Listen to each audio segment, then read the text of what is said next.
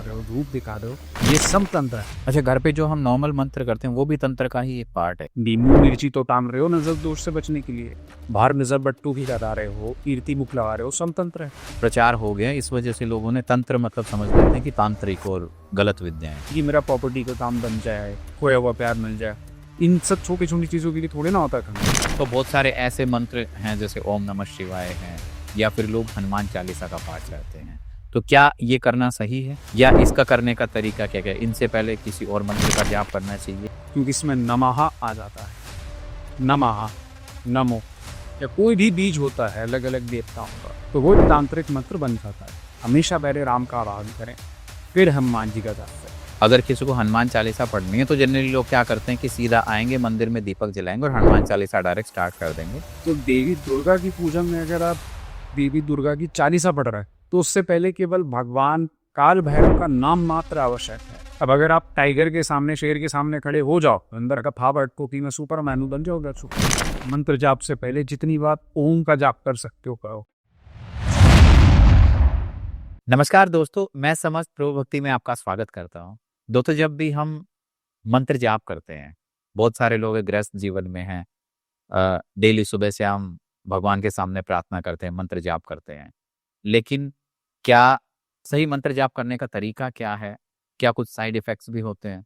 तो आज इसी विषय पर हम चर्चा करेंगे। आज हमारे साथ स्टूडियो में है वैदिक एस्ट्रोलॉजर, देवी साधक अनिरुद्ध ललित शर्मा जी। नमस्कार सर।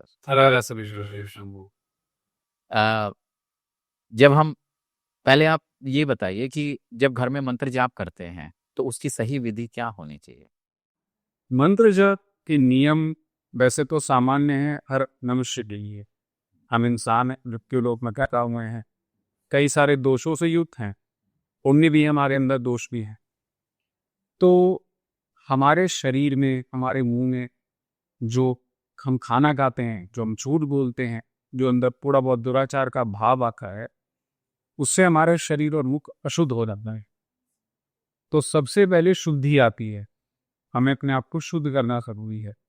किसी भी मंत्र जाप से कहे शुद्ध करने की विधि यही है कि आचमन किया जाए। कई लोग अलग अलग तरीके से करते हैं। वैष्णव करते हैं केशवाय नमः, माधवाय नमः, नारायण नमः। शैव अलग तरीके से करते हैं, पशुपते नमः, महादेवाय नमः, और फिर सदाशिवाय नमः। ये हो जाता है हमारे मुख की शुद्धि के लिए। फिर अंदर से नाड़ियों का शोधन करना बहुत ज्यादा जरूरी है। बड़े बड़े तांत्रिक जब तांत्रिक मंत्रों की सिद्धि पे आते हैं, तो आजकल तो हर कोई दूसरा व्यक्ति तांत्रिक बना घूम रहा है। जरा मैं ये पूछना चाहूंगा कि कितनी प्रकारों की शुद्धि है अपने? द्योति कर्म आता है, न्योली कर्म आता है, श्वासों को शुद्ध करने की विधि पता है, तो अपने आप को तांत्रिक बताए। द्योति कर्म में आपको बता दूं, ऐसी एक क्रिया होती है, कॉटन का कपड़ा लिया जाता है धोती जैसा, 1 मीटर लगभग से पूरा निगला जाता है उनके अंदर।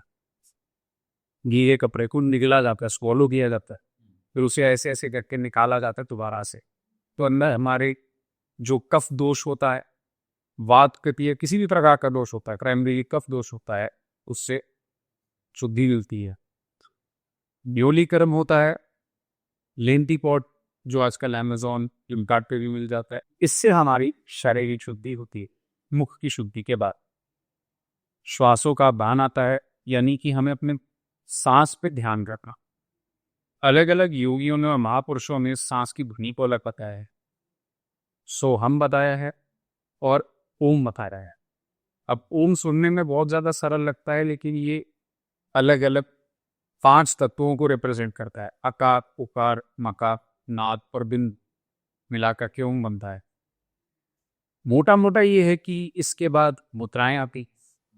उससे पहले मैं थोड़ा सा ये जानना चाहता हूँ, क्वेश्चंस को थोड़ा सा और रिफ्रेम करते हैं कि हम बात करें कि जैसे जो घर में हम जब पूजा करते हैं तो उस समय मंत्र जाप करते हैं बिना गुरु दीक्षा के, है ना? तो बहुत सारे ऐसे मंत्र हैं जैसे ओम नमः शिवाय हैं, या फिर लोग हनुमान चालीसा का पाठ करते हैं। तो क्या ये करना सही है, या इसका करने का तरीका क्या क्या है? इनसे पहले किसी और मंत्र का जाप करना चाहिए, या जब ये मंत्र का जाप कर ले तो फिर उसके बाद क्या करना चाहिए? जी, पंचाक्षरी मंत्र जैसा आपने कहा, ये तांत्रिक मंत्र है क्योंकि इसमें नमः आ जाता है। नमः, नमो या कोई भी बीज होता है अलग अलग देवताओं का, देवियों का, तो वो तांत्रिक मंत्र बन जाता है। जैसे पंचाक्षर जाप हर कोई कर सकता है परंतु शुद्धि आवश्यक है। जहां तक बात आती है हनुमान चालीसा की, हनुमान चालीसा शाबर होता है जो कि रोजमर्रा की भाषा में लिखा हुआ एक मंत्र है, तांत्रिक वैदिक मंत्र नहीं। तो हनुमान चालीसा की सही विधि जो बड़े बड़े भक्तों ने बताई है वो ये बताई है कि हमेशा पहले राम का आवाहन करें फिर हनुमान जी का जाप करें, तो जा करके हनुमान जी पर फल मिलता है। पहले गणेश जी की 1-2 मंत्र पढ़े जाते हैं जो आपको आता हो, नहीं भी आता तो उनका ध्यान मात्र भी बहुत है। उसके बाद आप राम जी का मंत्र पढ़ें, फिर डायरेक्ट आप हनुमान चालीसा कर सकते हैं, कोई दोष कोई प्रॉब्लम नहीं है। ये बिना बिना गुरु दीक्षा के ये जो मंत्र हैं, तो राम जी का कौन सा मंत्र किया जा सकता है? राम जी का लोकाभिरामम रणरंगधीरम राजीवनित्रंदरनाथम करुण्यकारं करुण्यलेखम श्री रामचंद्रम शान प्रपद्ये। ये सबसे बड़ा मंत्र है भगवान राम का। राम राम रमेति रामे राम मनोरमे तो बहुत फेमस मंत्र है, ये भी आप पढ़ सकते हैं, उसमें भी कोई दोष नहीं। राम श्री राम स्तुति श्री रामचंद्र कृपाल वजमन हारण पव दारुण, ये भी है, ये पढ़ सकते हैं। और भगवान राम का गायत्री मंत्र भी है, वो भी पढ़ सकते हैं। ये सब पढ़ लें तो बेस्ट है, इनमें से कुछ भी एक पढ़ लें तो भी कोई प्रॉब्लम नहीं। नहीं भी पढ़ पाते तो केवल राम राम राम बोल दीजिए, बहुत। और वो भी श्री राम, केवल राम भी श्री राम, पूर्ण रूप से उनका बाण पे, फिर हनुमान चालीसा पढ़ें, बहुत है। कोई फॉर्मेलिटी कोई मुद्रा कुछ आवश्यक नहीं है, प्योर भक्ति भाव से आप ये कर सकते हैं।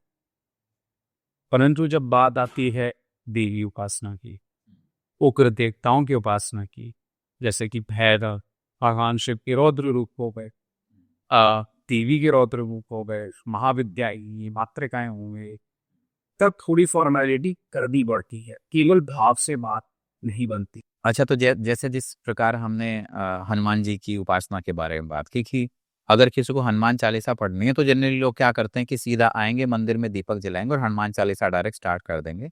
लेकिन उससे पहले राम जी के कुछ मंत्रों का जाप होगा तो एक साइकिल कंप्लीट हो जाएगी। इसी तरीके से मान लो किसी को देवी दुर्गा की उपासना करनी है, देवी दुर्गा से रिलेटेड किसी मंत्र का जाप करना है, तो उसकी प्रॉपर विधि क्या होगी? उस मंत्र से पहले कोई और मंत्र का जाप करना चाहिए, क्या डायरेक्ट कर सकते हैं? अब हम बात करते हैं जिसपे देवी दुर्गा की, तो देवी दुर्गा की पूजा में अगर आप देवी दुर्गा की चालीसा पढ़ रहे हैं तो उससे पहले केवल भगवान काल भैरव का नाम मात्र आवश्यक है। नाम मात्र भी ये लोगे, ध्यान भी डर लो कि भैरव बाबा मैं आपसे अनुमति लेता हूँ, मुझे आपके मंत्र नहीं आते, मैं आपका बस एक भक्त होने के नाते आपका ध्यान कर रहा हूँ, तो बहुत है। लेकिन जब देवी के वैदिक और तांत्रिक मंत्रों की बात आती तब थोड़ी फॉर्मेलिटी बढ़ जाती है, तब केवल भक्ति भाव से बात नहीं बनती, क्योंकि ये एक तरीके से बिजली है, इलेक्ट्रिसिटी है, शक्ति है। इसको आप किसी भी भाव से अप्रोच करोगे झटका खाओगे। आपको इक्विपमेंट साथ रखनी जरूरी है अपने, और वो इक्विपमेंट कैसे होती है, अलग अलग विधियां बताई हैं। जैसे पंचाक्षरी मंत्र का आपने पूछा था, घर के अंदर कोई जाप करता है, देवी के कोई वैदिक या तांत्रिक मंत्रों का, जैसे ओम डैश डैश डैश जो भी आई पूरा आपने बोल दिया, मैं पॉडकास्ट के माध्यम से वो बोल नहीं सकता। हाँ। परंतु फिर 2-3 तरीके बताए। एक होता है नाड़ी के अंदर मंत्र को स्थापित करना, एक होता है अनाहत के अंदर मंत्र को स्थापित करना, फिर आ जाता है भूत लिपि से पुटन करना, लास्ट में आ जाता है शोषण, ताड़न और पीड़न क्रिया मंत्र की, जब मंत्र सिद्ध नहीं होगा। ये अलग अलग लेवल्स ऑफ स्टेजेस मंत्र सिद्ध करने के लिए। अब कोई भी मंत्र अगर हम पढ़ते हैं हमारे हिंदू शास्त्र पूजा पद्धति के अनुसार, प्रतिमाओं का चलन तो अब शुरू हुआ है कुछ वर्षों पहले ही, मतलब आज से 600 700 800 साल पहले मूर्तियों का प्रतिमाओं का चलन रहा है। जो ट्रेडिशनल पूजा पद्धति हैं, तांत्रिक पूजा पद्धति हैं, अलग अलग शाखाएं हैं, अघोर वाम आचार, या फिर दक्षिणाचार तंत्र हो गया, कौलव दक्षिणाचार, कौलव वाम, या फिर देवी महात्म्य, त्रिपुरा शक्ति, इन सब में भी जो एक तरीके से विधि बताई है आगे अप्रोच करने के लिए, वहां पे थोड़ी फॉर्मेलिटीज पड़ जाती हैं। यहाँ पे अब बात सीधा सीधा ये आती है कि हम अपने मंत्र जो भी होते हैं भाई, हमारा शरीर इनका भार उठा नहीं पाता। जो भी इंसान कहता है कि ऐसा कुछ नहीं है, इसमें मैं नहीं मानता, तो फिर वो चलो देवी काली का बीज मंत्र जप लो आप, बिना दीक्षा के, बिना सही विधि के।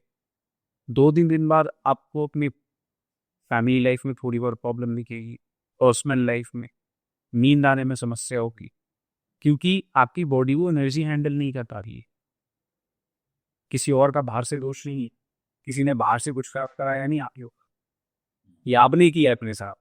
कि आपने मंत्र जाप करना स्टार्ट किया और जैसे एनर्जी आई तो आपका शरीर उस एनर्जी को झेल नहीं पा रहा है, तो शरीर को मजबूत कैसे बनाया जाए ताकि यहाँ पे योगिक क्रियाएं अनिवार्य हो जाती हैं तंत्र की। बिना योगिक क्रियाओं के कोई भी पुरुष तंत्र नहीं कर सकता। पुरुष में इसलिए बोल रहा हूं क्योंकि ये बंदिशें महिला के ऊपर नहीं है। हर महिला मासिक धर्म से जाती है हमें, उससे उनका रक्त विचार साफ होता रहता है, ब्लड क्लीव होता है। इस वजह से शास्त्रों में, तांत्रिक आगम शास्त्रों में और निगम शास्त्रों में भी, जो कि शक्त ओरिएंटेड है, शक्त सेंटर्ड है, तो ऐसे में क्लियरली कहा गया है कि जो स्त्रियां होती हैं उनके मंत्र जल्दी सिद्ध हो गए हैं।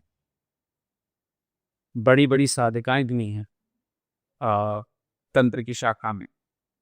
लूना तांत्रिक जी की बहुत ऐसे बड़े बड़े साधिकाएं रही। तो एक स्त्री के लिए मंत्र सिद्ध करना और तंत्र करना बहुत एक तरीके से इजी हो जाता है। अच्छा, घर पे जो हम नॉर्मल मंत्र करते हैं वो भी तंत्र का ही एक पार्ट है क्या? तंत्र तो वो भी है।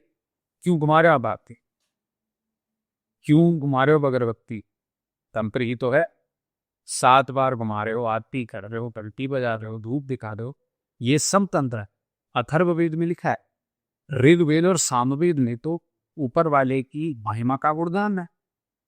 ऋग्वेद में क्या है, नचिकेता और इमराज के बीच में जो संवाद है, जो उपनिषदों में आता है आगे जाकर के, ईश के कट प्रश्न छंदोगी, तो उसमें तो ऊपर वाले के बारे में लोग कहे जी गॉड कौन है, हम कौन है, ये ऋग्वेद में लिखा गया है।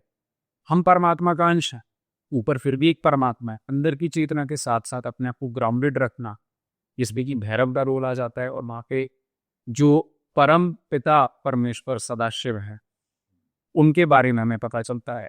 श्री रुद्रम नामकम चमत्तम से, नमस्ते रुद्रम नवदोतिष्वे नमः, नमस्ते अस्तु धन्वने बाबन्मतते नमः, ये पूरा रुद्र नामकम चमक्कम लिखा हुआ है। भगवान सदाशिव की महिमा का मुर्गान है। पुरुष सूक्त लिखा है, श्री सूक्त लिखा है। अथर्ववेद में बताए, चलो ठीक है ये परमात्मा है, ये परमेश्वर है। सामवेद में और मधुरीत लिखे हुए हैं, ऊपर वाले के बाद भी गंधर्वों ने लिखे स्वयं। तो अथर्ववेद ने बताया कि हाँ ये तरीका है। तो ये सब हम ना चाहते हुए भी घर घर में तंत्र तो हो रहा है। नींबू मिर्ची तो टांग रहे हो नजर दोष से बचने के लिए, बाहर नजर बट्टू भी लगा रहे हो, कीर्ति मुख लगा रहे हो, सब तंत्र है। तंत्र से कब तक बचोगे, आप खुद कर रहे हो। ये पुराने समय में होता भी था, लेकिन इस समय थोड़ा सा इसका नेगेटिव प्रचार हो गया। इस वजह से लोगों ने तंत्र मतलब समझ लेते हैं कि तांत्रिक और गलत विद्याएं, लेकिन ये एक नियम है। कारण एकमात्र ये है, ये रिक्थक तांत्रिक दुष्कर्म में घुस चुके हैं, किसी को वश में कर लेना। अब वशीकरण या ये सारी जो विधियां हैं, ये बहुत उच्च कोटि की एक साधनाएं बताई हैं। ये नहीं कि मेरा प्रॉपर्टी का काम बन जाए, मेरे को खोया हुआ प्यार मिल जाए, इन सब छोटी छोटी चीजों के लिए थोड़े ना होता है तंत्र। ये तो बहुत तुच्छ काम है, तो इंसान खुद करे, अपनी मेहनत से करो ना। उसके लिए तंत्र की क्या आवश्यकता पड़ रही है, बड़ा काम है, कोई कुछ बड़ा है। अब जैसे सैन्य विमुखीकरण होता है, सैन्य स्तंभन होता है, कितनी बड़ी बड़ी क्रियाएं हैं। स्तंभन इस रीजन से बनाया गया था कि आपके घर के बाहर 100-200 लोगों की भीड़ खड़ी है, तो स्तंभन कैसे कहोगे उनका कि वो विमुख होकर वे चले जाएं या वही जम जाए। इसलिए है तंत्र। जब आपके हाथ से बाहर चीज चली जाए तब आएगा तंत्र। क्योंकि होता क्या है, तंत्र लोग ऐसा समझते हैं नेगेटिव एक धारणा बन रखी है तंत्र को लेकर के, उसका कारण एक तो सबसे पहले हमारी फिल्म इंडस्ट्री है। क्या इमेज बना रखी है, अभी तक जितनी भी मूवीज बनती आ रही हैं उसमें जो कॉनोटेशन बनी है एक तंत्र साधक की, वो कुछ बहुत अच्छी। तंत्र साधक छोड़ो, काली साधकों की कितनी बुरी इमेज है। बॉलीवुड में आधे से ज्यादा विलन टीकर आगे घूम रहे हैं, काली के वक्त निकल रहे हैं। तो ये तो एक चलन है जिसकी वजह से over the period of time, generation to generation, हमारे दिमाग में बैठ गई है कि एक तांत्रिक होगा तो ऐसा ही घूमेगा, बुरे कर्म ही करेगा। वो ये कर्म ही करेगा। तांत्रिक तो एक ऑफिस जाने वाला आदमी जो सुबह सुबह अपने गल्ले पे बैठ रहा है, जो अपनी दुकान खोल रहा है, जो ऑफिस जा रहा है, वो अपने घर में अगर आरती घुमा रहा है वो भी तांत्रिक है। तंत्र तो कर रहे हो ना। हम अपने देश को तंत्र मतलब एक सिस्टम। तंत्र सिस्टम, हमारा देश लोकतांत्रिक देश है। लोकतंत्र, प्रजा का तंत्र, प्रजा का सिस्टम। तंत्र का मतलब सिस्टम। आप एक नियमित रूप से आरती घुमा रहे हो, सब कर रहे हो, हाँ हो सकता है आपके पास बड़ी सिद्धियां ना हो, क्योंकि हर किसी, everybody, you know, there is always a bigger fish in the sea, right. ऐसा नहीं है कि सबसे बड़ा सिद्ध कोई बैठा है तो उससे भी कोई ना कोई बड़ा सिद्ध मिल जाएगा। शेर के साथ सवा शेर हमेशा आता है। तो तांत्रिक तो हर कोई है। हिंदू धर्म में मान रहे हो, आप आरती घुमा रहे हो, पूजा कर रहे हो, एंड सॉरी टू सर, अच्छा लगे बुरा लगे जी, आप तंत्रकार हैं। आपके तंत्र की हो सकता है शाखा अलग है, आपका भाव कुछ भी हो, उससे क्या फर्क पड़ेगा। अब अगर आप टाइगर के सामने, शेर के सामने खड़े हो जाओ, अंदर का भाव अटको कि मैं सुपरमैन हूं, बन जाओगे सुपरमैन, यही बनोगे, आप इंसान ही रहोगे। रियलिटी तो जो होने नहीं वाली उससे, माई फिजिकल लिमिटेशन उससे पुश होने नहीं वाली। तो यहाँ पे बात आ जाती है घर गृहस्थी में, जब हम पूजा पाठ करते हैं, उग्र तांत्रिक, जैसे उग्र नहीं भी है, सौम्य तांत्रिक मंत्र हो गए, जैसे पंचाक्षरी शिव का मूल है, तो इनका जाप करने की सही विधि है कि अगर आप शुद्धिकरण नहीं भी कर पाते, आचमन आपको नहीं आता, फाइन, खींचड़ी मुद्रा बनाइए, उससे मुंह शुद्ध हो जाता है। बड़े बड़े योगी, बड़े बड़े अघोरी भी, अघोर संप्रदाय के, रुद्रमलय संप्रदाय के, इसी विधि से ही, उनके पास जल का एक्सेस होता नहीं है, भ्रमण करते रहते हैं जंगलों में, कहाँ से जल लाएंगे बात। हर बार थोड़ी ना नदी के तट पे बैठेंगे। कहीं पे साधनाएं ऐसी होती हैं, कई वृक्षों के पास करनी होती है, तो भी नदी के तट पे नहीं मिलते। कैसे शुद्धिकरण करते हैं वो अपना? खींचड़ी मुद्रा से, जिसमें कि जीभ को पीछे ले जाया जाता है, इतना पीछे आप ले जा सकते हो। जो हमारे ओबिला होता है हमारे मुंह के अंदर, जो एंगीन सा भी जैसी होती है, उसको टच करना होता है। पर ये हर कोई तो नहीं कर पाता होगा, इसके लिए तो प्रैक्टिस बहुत ज्यादा। जितना पीछे ले जा सकते हैं। होता है कि जब कोई भी इंसान ये मुद्रा बनाएगा, एक हल्का सा लिक्विड फील होगा, कड़वा कड़वा सा। 1-2 मिनट आप बना के रखोगे, 1-2 मिनट भी नहीं, कुछ सेकंड बना के रखोगे, तो आपको लगेगा कि हाँ, एक ऐसे आया है, एक लिक्विड आया है जो थोड़ा थोड़ा कड़वा रख रहा है। वो कही जाती है अमृत धारा, कि अब आपका मुख शुद्ध हो चुका है। इससे भी शुद्धिकरण हो जाता है। और मैं तो ऐसा बोलता हूं कि चलो पंचाक्षरी मंत्र घर का आप कर लीजिए, लेकिन अपने मुंह को शुद्ध करें। कैसे? कम से कम मंत्र जाप से पहले जितनी बार ओम का जाप कर सकते हो करो। केवल मैं कह रहा हूँ 8 सिद्धियां ओमकार के जाप से मिल सकती है, किसी और मंत्र की आवश्यकता नहीं। गुरु का यहाँ पे कितना रोल रहता है? जी, मैं आपको एक बहुत ब्रूटल ऑनेस्ट आंसर देना चाहता हूँ। मैं यहाँ पे आज के समय पे कौन सा गुरु सही है? हम कलयुग में जी रहे हैं, गुरु भी कलयुग में एक मानव है, गुरु का चयन करना आसान नहीं।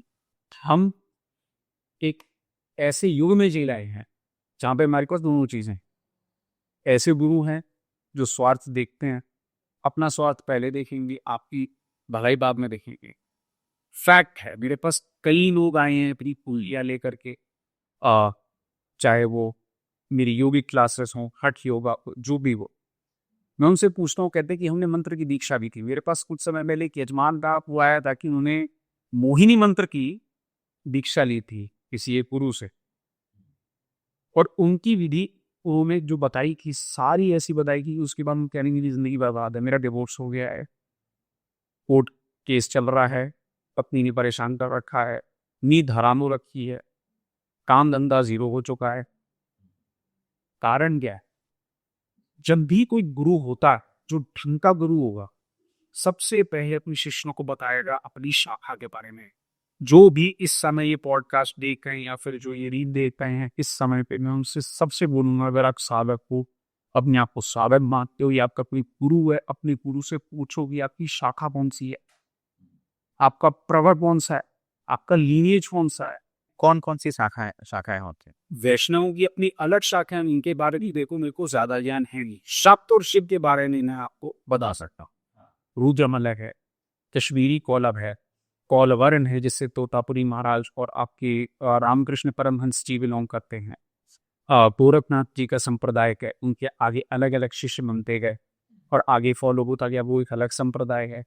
अघोर कपालिक है, वामाचार है, दक्षिणाचार की और ब्रॉड कैटेगरीज आ जाती हैं जिसमें कि राजसिक तंत्र आ जाता है। तामसिक तंत्र बेसिकली आता है आपका वामाचारिक तंत्र में। ऐसे ही शाखाएं और ज्यादा डिवाइड होती हैं, जैसे कि देवी के देही महात्म्य, त्रिपुरा रहस्यम, षोडशी मातृका का अपना तंत्र है, छिन्नमस्ता मातृका का अपना तंत्र है। देवी काली में भी और ज्यादा कैटेगरीज बढ़ जाती है, शमशान काली, भद्रकाली, बोया काली, महाकाली, दक्षिणा काली, काम काली। कौन सी संप्रदाय है? क्योंकि हर एक शाखा का, हर एक संप्रदाय का अपना में वेद भी है, वो पता होना आवश्यक है। मेरी बहुत डायरेक्ट अपील है लोगों से, मैं बहुत क्लियरली बोलता हूं, इस कलयुग के समय पे, इस कली काल पे किसी और इंसान पे विश्वास मत करिए। सबसे बड़ा दोष इस कलयुग में ये है कि यहाँ पे जो गुरु बल रखे घूमेंगे, सबसे बड़े खिलाड़ी ही वही होंगे। तो ऐसा क्या उपाय है कि, और आजकल अगर कोई सिंगल लेडी है, मतलब कोई स्त्री है, उसके लिए तो गुरु ढूंढना बहुत, मतलब वो तो ढूंढ ही नहीं पाएंगे क्योंकि कदम कदम पे लुटेरे बैठे हैं। जी है ना। तो वो कैसे करे, कैसे भक्ति आध्यात्मिक कैसे बने, कैसे अपना पाठ करे? मंत्र जाप उसको करना है, मंत्र जाप से ये तो है कि बेनिफिट मिलता है, धीरे धीरे जो भी रुकावटें हैं काम में वो हमारी खत्म होती जाती हैं। लेकिन अगर मान लो कोई गांव में बैठे कोई स्त्री ये देख रही, कोई महिला देख रही है, वो किस तरीके से अप्रोच करे? वो गुरु नहीं बना सकती, तो ऐसी क्या सरल विधियां हो? सबसे पहले एक महिला एक पुरुष जितनी फॉर्मेलिटीज करने की आवश्यकता ही नहीं है मंत्र जाप के लिए। सिर्फ अपने मुख को शुभ करें, केसरी मुद्रा बना के बहुत है। गणेश जी का आवाहन करने, आवाहन क्या होता है? जरूरी थोड़ी आपको मंत्र सूत्र आने चाहिए, अष्टक आने चाहिए। ध्यान करो, नाम बोलो, हिंदी में बोल लो, बंगाली में बोल लो, उड़िया में बोल लो, पंजाबी में बोल लो, उससे क्या होता है? क्या बोलना होता है कि हे गणेश जी मेरे मन, हाँ, मेरा आप साथ दीजिए। सबसे पहले किसी भी आवाहन से पहले आपको अपनी बॉडी के साथ ट्यून होना जरूरी है। ये तो बहुत बेसिक। सबसे पहले कि आपकी जब सांस अंदर जाती है, क्योंकि आज के समय में हम बहुत बिजी हो चुके हैं, हम सांस ले रहे हैं, आप भी यहाँ बैठे हो, मैं भी यहाँ बैठे, हम क्या कभी अपनी सांस पे ध्यान करते हैं? कोई नहीं लगता। ये बहुत कीमती चीज है, मूल है हमारी जीवन बैरी। हम सांस अभी ले रहे हैं, छोड़ रहे, ले रहे, छोड़ रहे। जब इसका ज्ञात हो जाएगा फिर आप ध्यान करो या आवाहन करोगे गणेश जी का, तो सीक्वेंस ये कि गणेश जी, फिर आ जाते हैं गुरु। हमारी परंपरा और संप्रदाय के हिसाब गुरु आपके नहीं है, कोई बात नहीं। जिस किसी को तो आप गुरु मानोगे उसका ध्यान करो, माता पिता को माता ध्यान कर लो। फिर संकल्प होता है, संकल्प की आज के दिन मेरी पूजा स्वीकार करें। ये हर रोज की पूजा में संकल्प? जी, मंत्र जाप में कोई चीज होना, चाहे वो स्त्री हो या पुरुष हो, ये चीज दोनों के लिए अनिवार्य है। पंचभूतों का प्रेजेंट होना मस्ट है। संकल्प कैसे करें?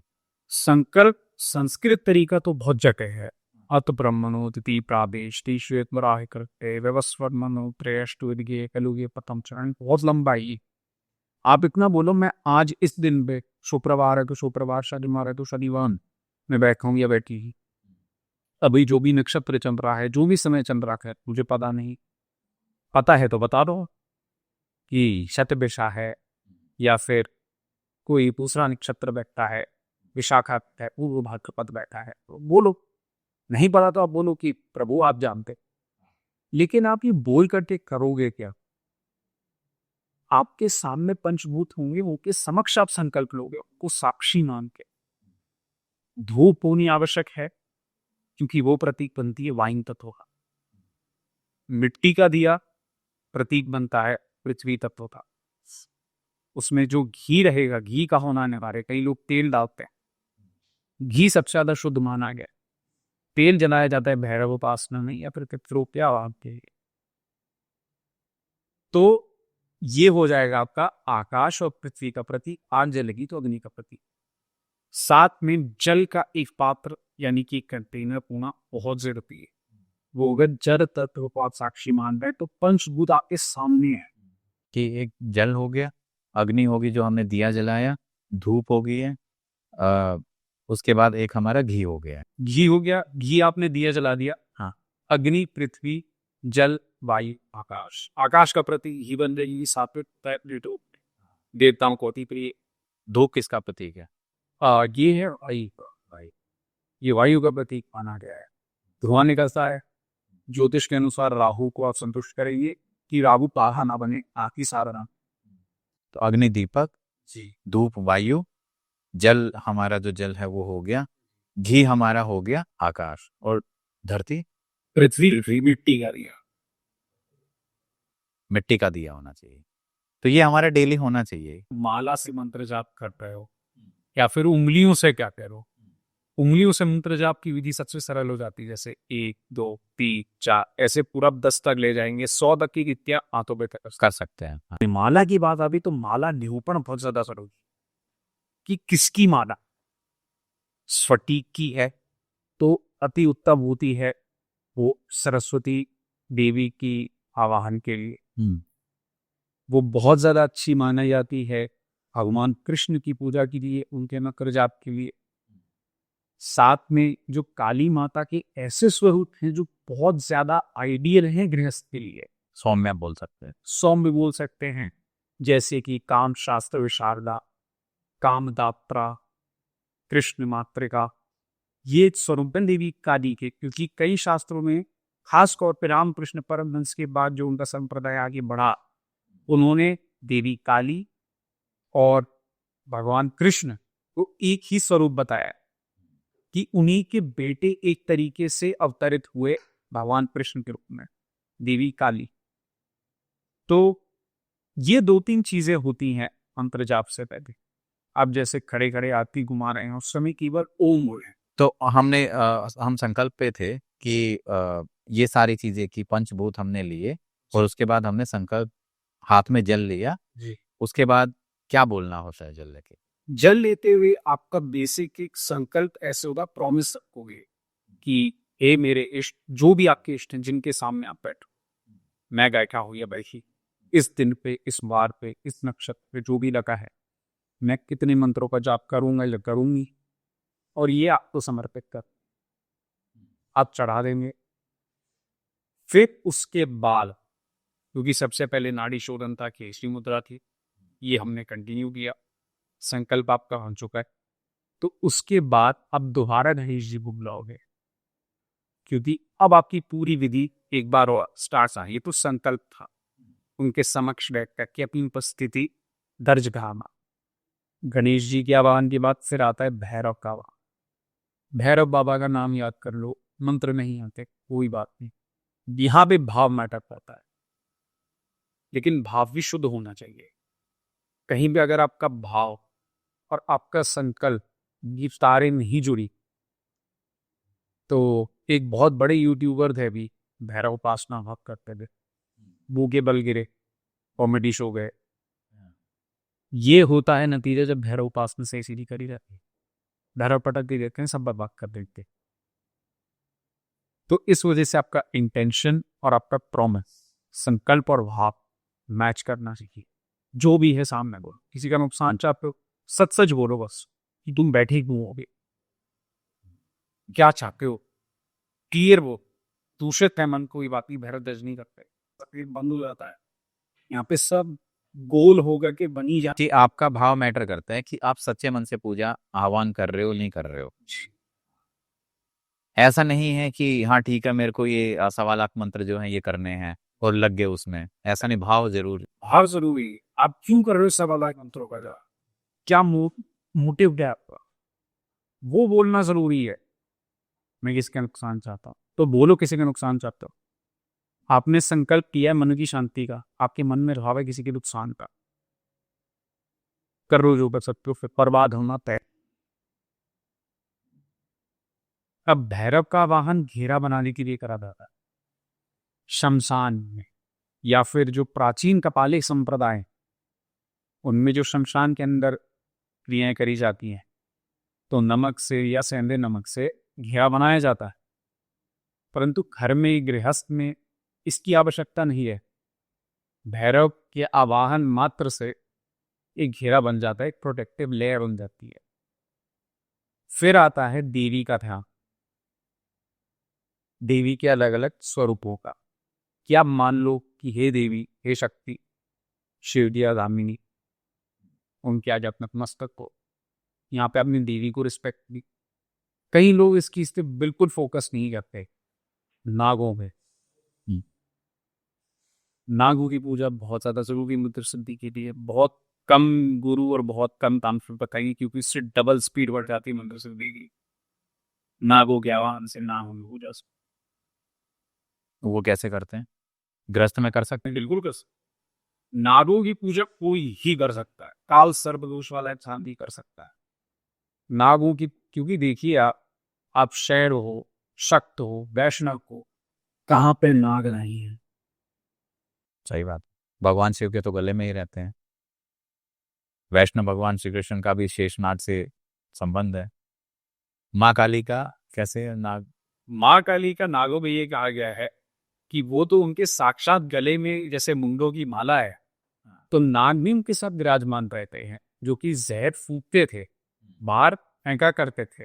खास तौर पर जब शमशान काली और महाकाली का रूप में धारण किया, कमरबंद के रूप में अपने कमर में बांध करके देवी काली चलती है नागों को।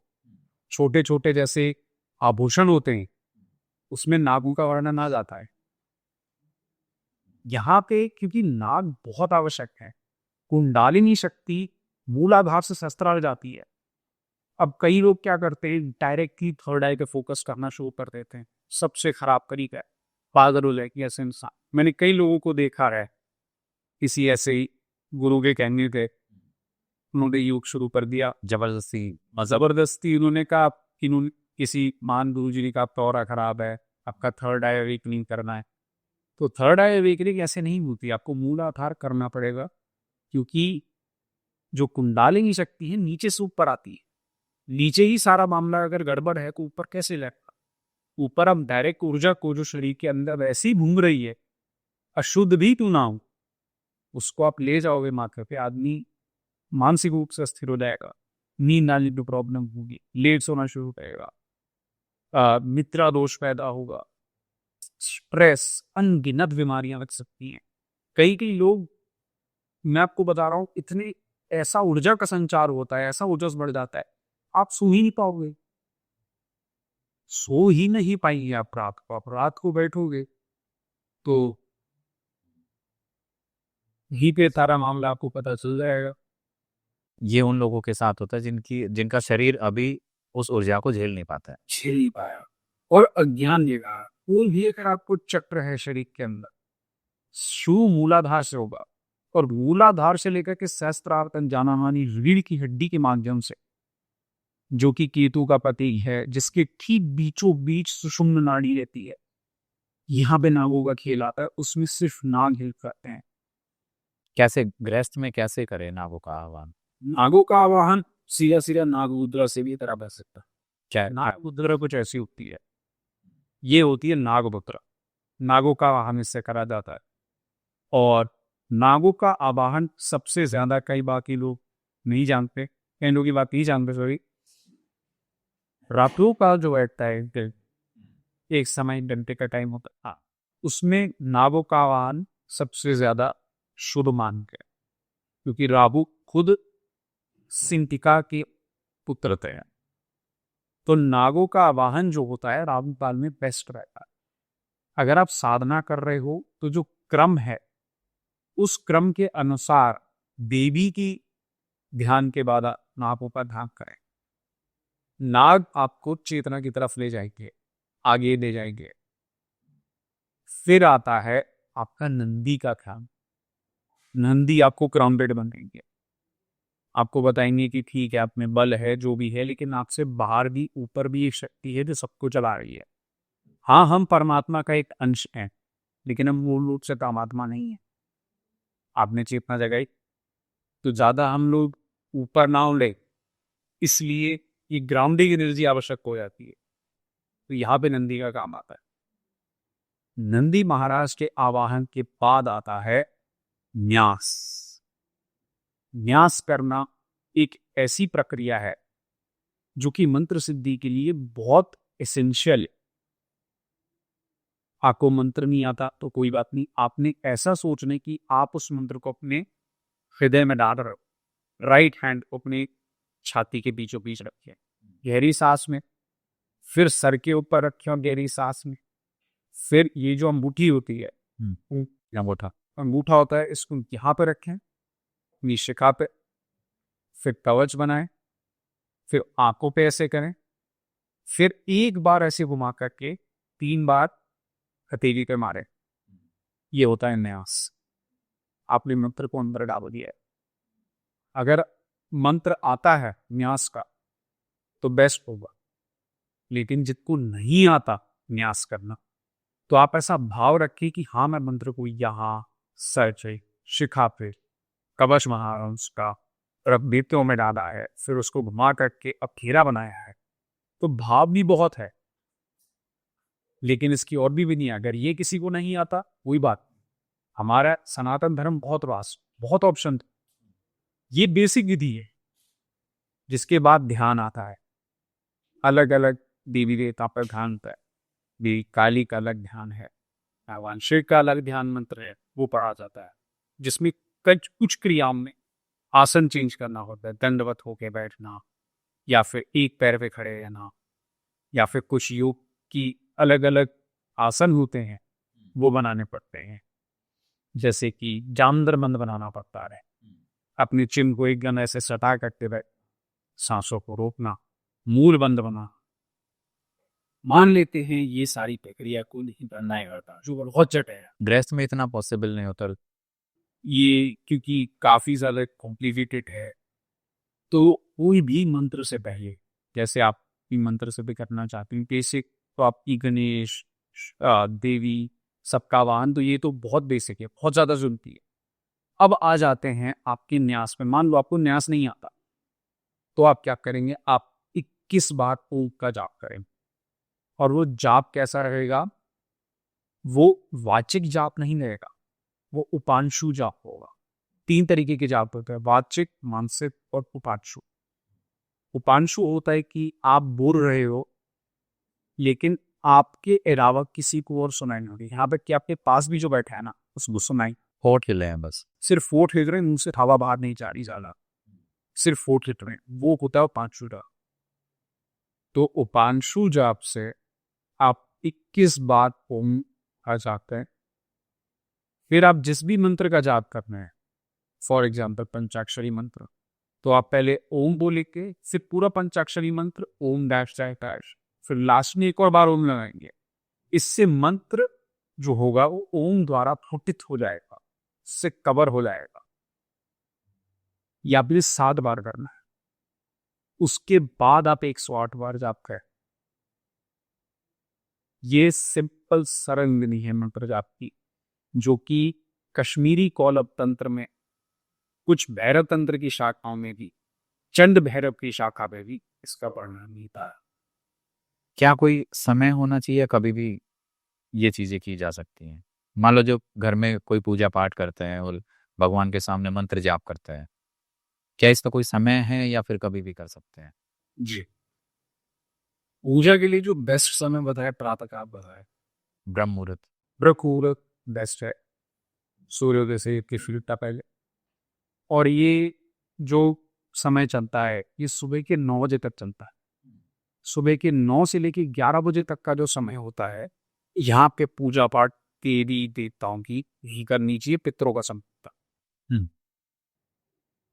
अब आ जाते हैं अभिजीत मुहूर्त पे, जो कि 11:30 से 12:30 के बीच में लगता है। कई बार 1:30 बजे तक भी स्ट्रेच हो जाता है, डिपेंड करता है तिथि और पक्ष के ऊपर। ये बहुत ज्यादा शुभ माना जाता है। हवन, यज्ञ, पूजा पाठ और कोई भी अनुष्ठान भी है, बहुत शुभ है अभिजीत मुहूर्त, जिसमें कि अधिकतर लोग अपने हवन पूजा यज्ञ करवाते हैं। दोपहर का जो समय होता है, अब आ जाता है 12 से लेकर के शाम के, आप ये मान लीजिए सूर्य अस्त तक, इसमें पूजा पाठ रोक नहीं चाहिए। तांत्रिक क्रियाओं ने इस समय पे संबल और उच्चाटन कहा। किसने दोपहर में कितने बजे 12 से ले, आप दोपहर के 12 लगा लीजिए, 12 से लेकर के शाम के सूर्य अस्त तक, सनसेट तक, ये टाइम है। 6:30 तक। हाँ, ये समय ठीक नहीं है खुद की वृद्धि के लिए। अब सूर्य अस्त हो गया तो लक्ष्मी का समय, ये तो साक्षात लक्ष्मी माता आ रही है, तब आप पूजा कर सकते हैं, आरती करें, लेकिन मंत्र जाप ना, क्योंकि ये समय मारण पीएम होता है। यहाँ पे मारण क्रिया बहुत ज्यादा करी जाती है इस टाइम फ्रेम, सूर्य से लेकर के रात के 9-10 बजे तक यहाँ पे पूजा नहीं होती चाहिए। मोटा मोटा अगर आपको बताओ, अपने खुद के लिए, मानसिक शांति के लिए, धन की बढ़ोतरी के लिए, अगर आप पूजा करना ही चाहते हैं, 3 समय ही बेस्ट। अर्ली मॉर्निंग, ब्रह्म मुहूर्त से लेकर के सुबह के 8-8:30 बजे तक। दूसरा समय अभिजीत मुहूर्त 11:30 से लेकर के 12:30 या फिर समटाइम 1:30 बजे तक, डिपेंडिंग। तीसरा जो समय होता है मंत्र जप के लिए, वो बेस्ट होता है मध्य रात्रि 12 बजे के। 11:30 से लेकर के 1:30 बजे के बीच। यहाँ पे मंत्र बहुत जल्दी अच्छा, अब एक चीज आती है कि एक व्यक्ति नियम से कर रहा है और दूसरा भाव से कर रहा है, कौन सा ज्यादा फलित होगा? ये रामकृष्ण परमहंस ने साक्षात देवी ताली के साथ वो भोजन करते थे। उनके संप्रदाय में बड़ी बड़ी ऐसे कफन मिलते हैं, परफेक्ट एग्जाम्पल है। क्या वो सिर्फ भक्ति भाव से करते हैं? क्या वो तंत्र नहीं करते? क्या वो बलि नहीं चढ़ाते थे? सब करते थे। उसके साथ भक्ति भाव रखा तो देवी तो भक्ति भाव का कुछ फल भी मिला। समझ रहे? भाव होना बहुत जरूरी है, बहुत आवश्यक। भक्ति भाव के बिना कुछ नहीं मिलेगा, ये बात मैं मानता हूं, लेकिन केवल भक्ति भाव से सब कुछ मिलेगा, ये मेरी मुक्ता। भक्ति तो आपके अंदर है, कैसी भक्ति, किसकी भक्ति, क्या कर रहे हो, क्यों कर रहे हो, है ना? अब हम बात करते हैं अगर शास्त्रों की, हम जिन भी देवी देवताओं की पूजा करते हैं, इनकी पूजा की विधि जो होती है, जो एक रिचुअल होता है, एक ऑर्डर होता है, ये भी उन्हीं शास्त्रों से मिलता है जहां पे अभी उन देवी के डिस्क्रिप्शन के बारे में पता चलता है। तो शास्त्रों को हम अपने हिसाब से कन्वीनियंटली नहीं चूज कर सकते कि हाँ मुझे भक्ति वाला पार्ट अच्छा लगा, रिचुअल वाला पार्ट मेरे बस की, ऐसे नहीं हो सकता। पर्टिकुलरली जब हम बात करते हैं उग्र देवियों की, 10 महाविद्याओं की, तो केवल भक्ति भाव से दान नहीं है, उल्टा नुकसान। लेकिन गृहस्थ में जो नॉर्मल पूजा करते हैं, घर के मंदिर में करते हैं, तो उनमें भक्ति भाव चल जा। कोई साधना ही गलत चीज है। अगर आप नियम से करोगे, मंत्र जाप करोगे, तो उसका फल अलग मिलेगा। भक्ति भाव से है तो फिर वो तो चलता रहेगा। वो चलता है उसमें। फिर देखिए होता ये, फिर आप सिद्धि की अपेक्षा, फिर आप ये ना सोचे कि चमत्कारिक फल या फिर एक तांत्रिक वाले फल आपको मिलेंगे। और अगर सिर्फ कोई व्यक्ति अपने ऑरा को पॉजिटिव करने के लिए कर रहा है, तो फिर क्या, तो भी नियम का पालन जरूरी है भक्ति भाव से? वो भक्ति, केवल भक्ति भाव, परंतु डिपेंड करता है किसकी भक्ति, किसकी भक्ति। हर देवी देवता का हमारे सनातन धर्म में अलग एक टेम्परामेंट है।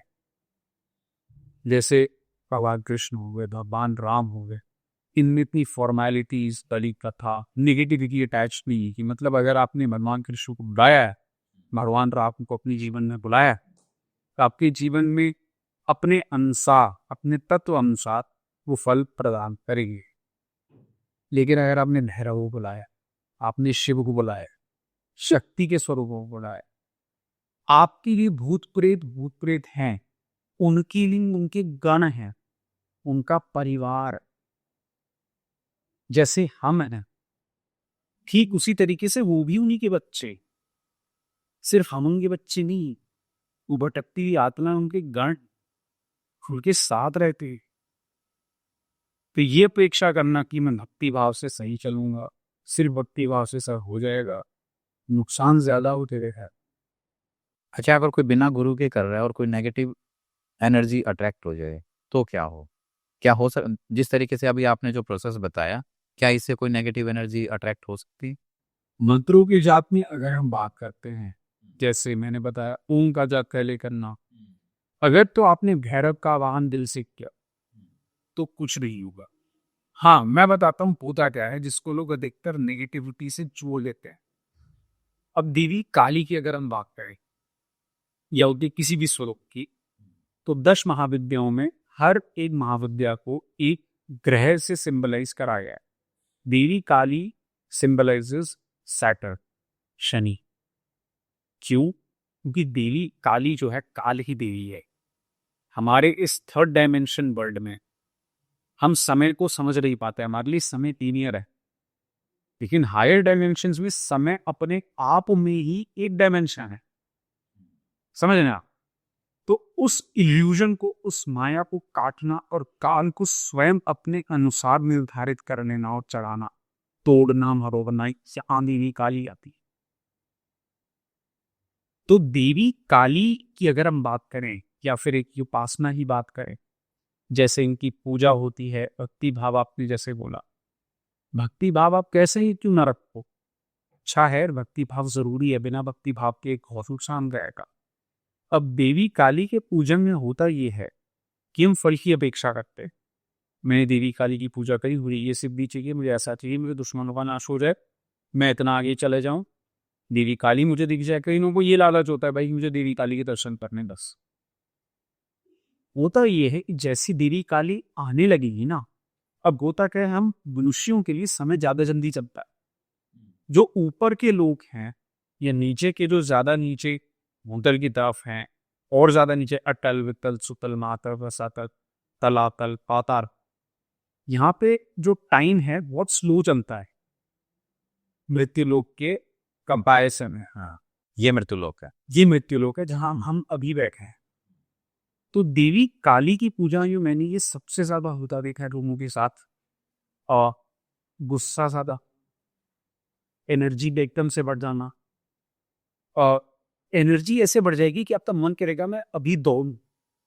कई लोगों के साथ मैंने देखा रात को सो नहीं पाते, बिना बात में झगड़ करने, घर वालों से उनसे पूछो क्या हुआ, होते एनर्जी इतनी समझ में नहीं आ, मैं करूँ क्या है। काम वासना भी बढ़ जाती है। बिल्कुल बढ़ती है।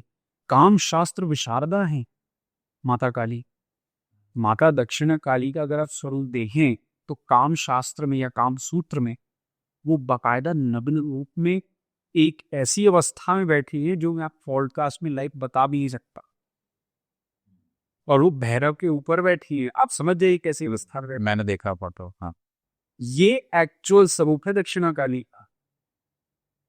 क्योंकि हमें ये सिखाया गया बचपन से, ब्रह्मचर्य, काम वासना ऐसा है पैसा है, परंतु हम और आप भी जो यहाँ बैठे हैं इस काम वासना की कहीं ना कहीं एक प्रकार से जो भाव होता है हमारे माता पिता में, हमारे दादा दादी नाना नानी में उत्पन्न हुआ तो हम यहाँ आए, वरना हमारा अस्तित्व नहीं है।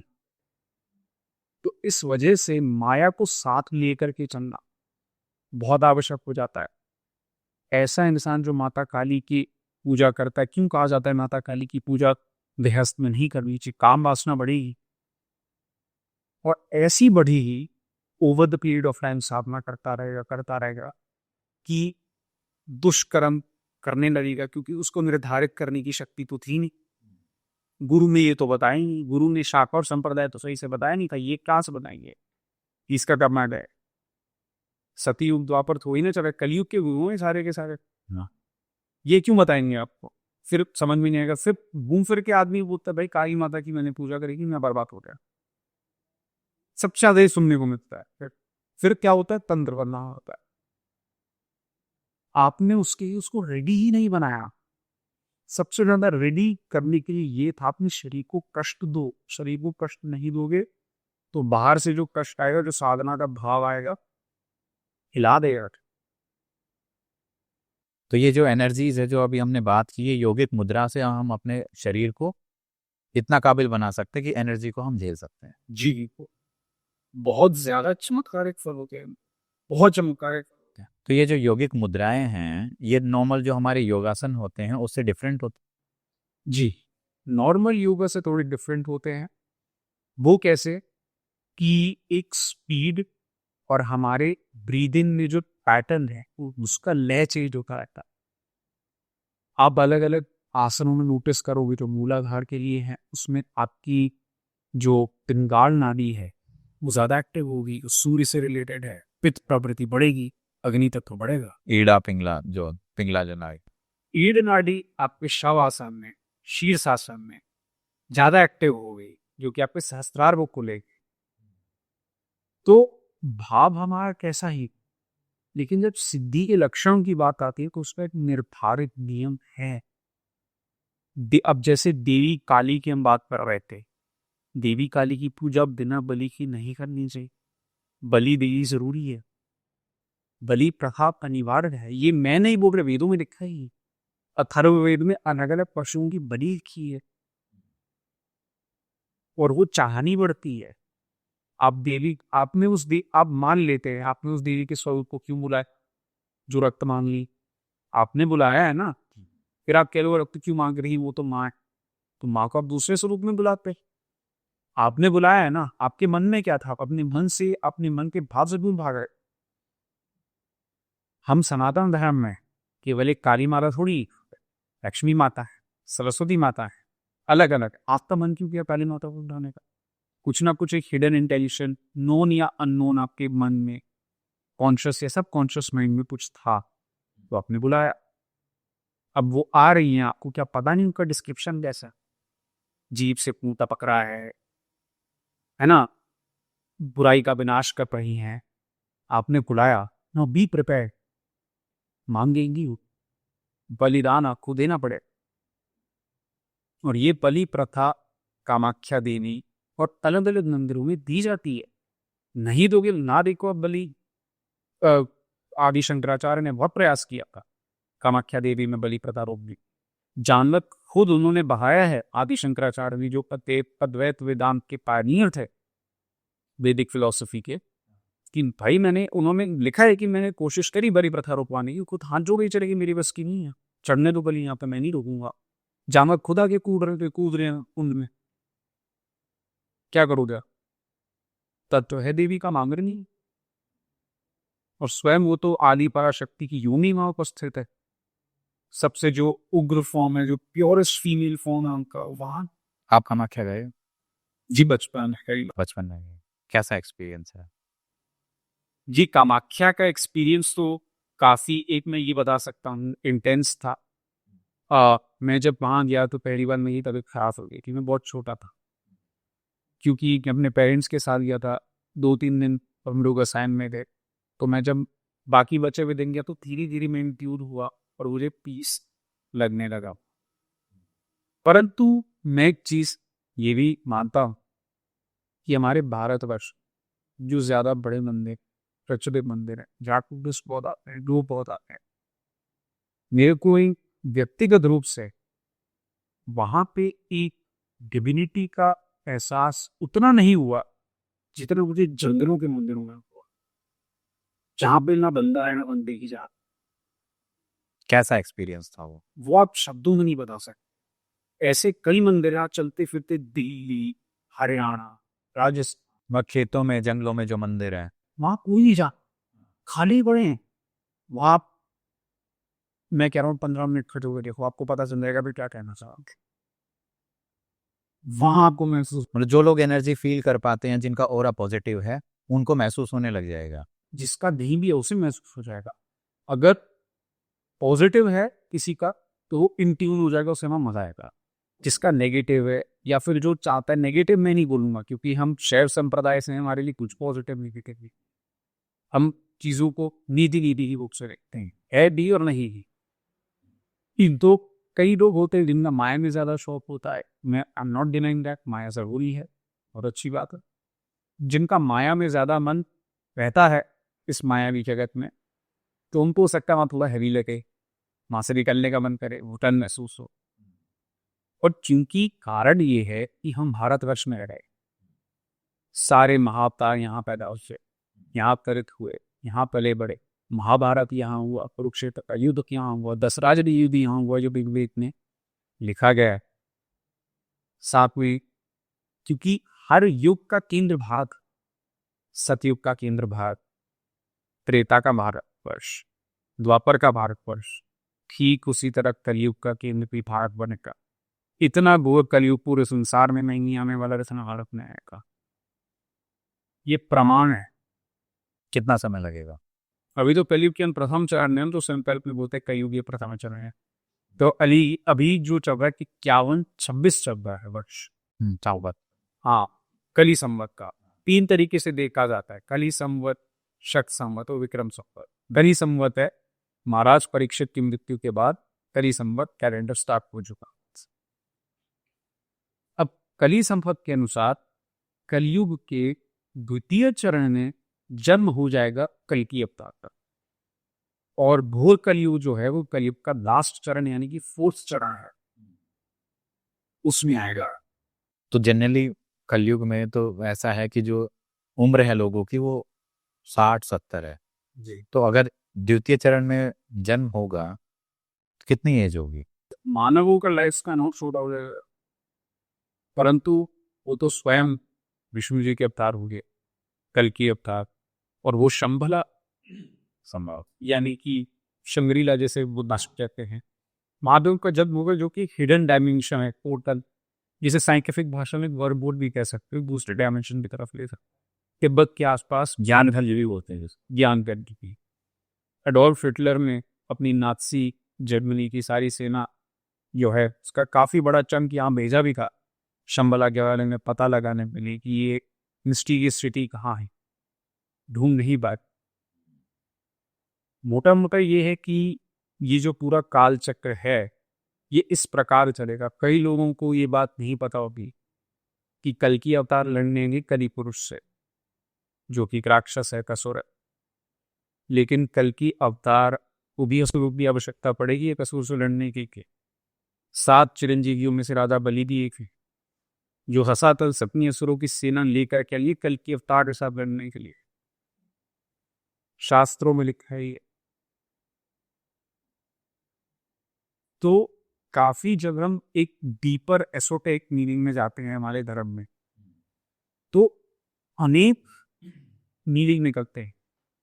जैसे बात आई गुरु के बारे में, मैं ऐसा मानता हूं हम आज की डेट में, क्योंकि आज़ादी के बाद हमारा संविधान बना और उसके बाद सबको अधिकार है शास्त्र पढ़ने का, उस अधिकार का फायदा उठाओ, खुद पढ़ो, खुद अपना इंटरप्रिटेशन निकालो, that is always best.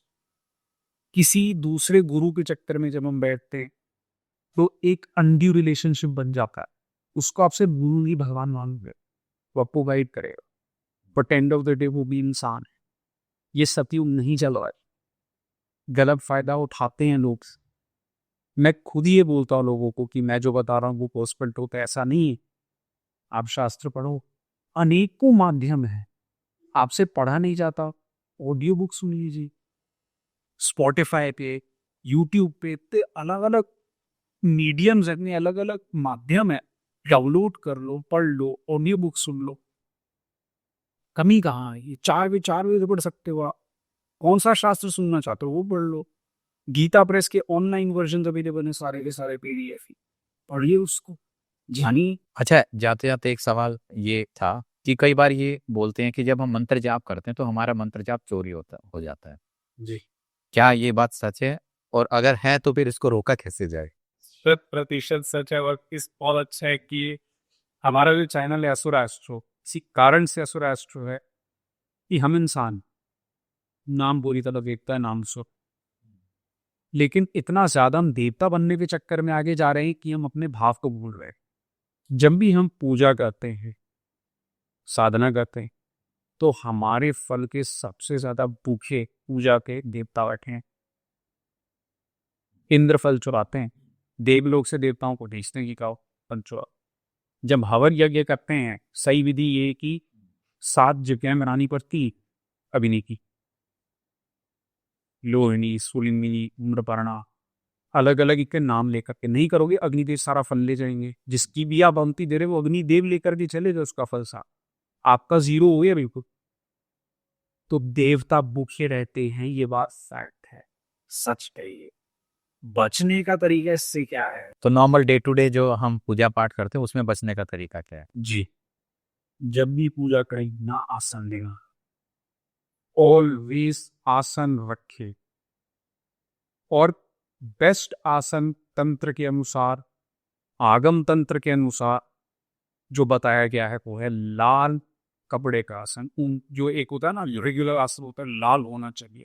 Best best होता क्या है कि जब आप आसन पे बैठोगे या उस पर खड़े होकर आरती करोगे या उस पर बैठ के पूजा करोगे, तो जब आप बैठोगे तो सबसे पहले आसन के ऊपर थोड़ा सा जल छोड़ दो ओम बोल के। वैसे तो इसका मंत्र है ओम पृथ्वी प्राधितालोके तम विष्णु धृता तम चंद्रम माम देवी पवित्रम पूजासना। कि मेरा बाहर आप उठा रहे हो, यहीं पे रहना। क्योंकि हम साधना में बैठे, आधे घंटे बैठे हो, 15 मिनट बैठे हो, उस दौरान ये भूगोल स्थिर तो रहेगा नहीं, घूम रहा है। आपने संकल्प जहां का लिया था वो भी थोड़ी जगह घूमी, दूसरे जो डायमेंशंस बाहर से जो हमारे को अदृश्य हैं वो भी घूमेंगे।